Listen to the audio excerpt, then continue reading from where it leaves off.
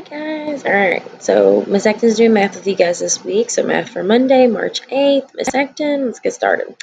So today's learning objectives, our targets, what you're going to be doing today. Us as a group, we will produce answers to subtraction equations using strategies that I know. So Miss Acton's going to show you 3 different problems and 3 different strategies and how to solve those. And then you're going to do it on your own in the rest of the pages on this Nearpod. Alright, so let's go.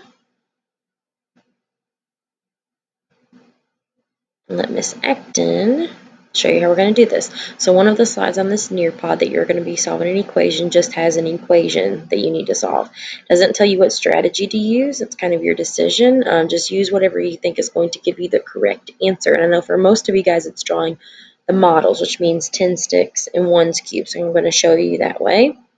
And then the next equation I'm going to show you is stacking the numbers. And the last one is the partial sums. Let's get this out of the way. All right, so our first equation is 84 minus 27. So most of you guys have practiced several times using the model, so that's what Miss Acton's going to do. So first thing I do is I make the number 84 using models. All right, I've got 84. Then I'm going to subtract 27. So first thing I'm going to do is take away the 1's. I have to take away 7 1's. 1, 2, 3, 4. I don't have enough, so I got to go become a magician, a wizard, do your magic trick, say bye Felicia, and come over here and turn one of those 10 sticks into 10 1's. So we're going to do little dots this time. 2, 3, 4, 5, 6, 7, 8, 9. 1, 2, 3, 4, 5, 6, 7, 8, 9, 10. Just make sure I got 10. So I've taken away 4 right here. 5, 6, 7. So I took away my 7 and the number 27. Now I need to take away 2 10's. There's my 2 10's right there. Now I just count up how much I've got left.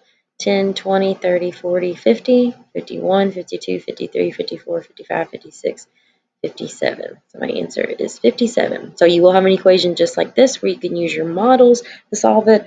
You can use any strategy that you want just as long as you can find the right answer.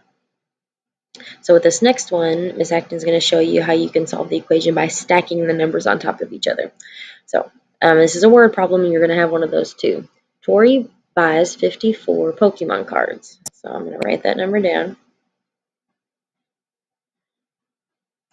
He gives 28 cards to his brother. So that means he doesn't have those cards anymore. They're being taken away from his collection. So that means we're going to subtract. And that number is 28. How many Pokemon cards does he have now? So that's a question. We need an answer for it. That's going to go in an empty space right here. So now is where you can stack the numbers. You can also do the models with this strategy too, guys. It's whatever strategy is going to give you the right answer. Miss Acton, Miss Justin, Miss Ramos do not care what strategy you use as long as it's a strategy that you are good at and you can get the answer with it. So let's stack the numbers. So I'll put 54 and I stack 28 right on top of it. The first thing I do is I say, okay, is there more on the floor or more on top? There's definitely more on the floor right there. So if there's more on the floor, I have to go next door, which is the number 5, and grab 10 more. So I have 5 10 sticks. I'm borrowing a 10 sticks. That means I only have 4 10 sticks left. My number 4 over here is getting 10 1's, which means it's going to turn to the number 14. So now I do 14 right here, subtract 8, which gives me 6. And then I do 4 subtract 2. You can do that with your fingers. 4 subtract 2 is 2. That gives me my answer is 26. So again, you can also solve this equation. Wow, that 6 is terrible. So you can also solve this equation by doing the models, if that's easier for you. You have all this room to where you can draw the number 54.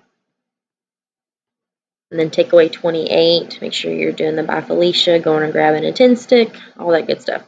Then the last one that you have to do today is a fill in the blank.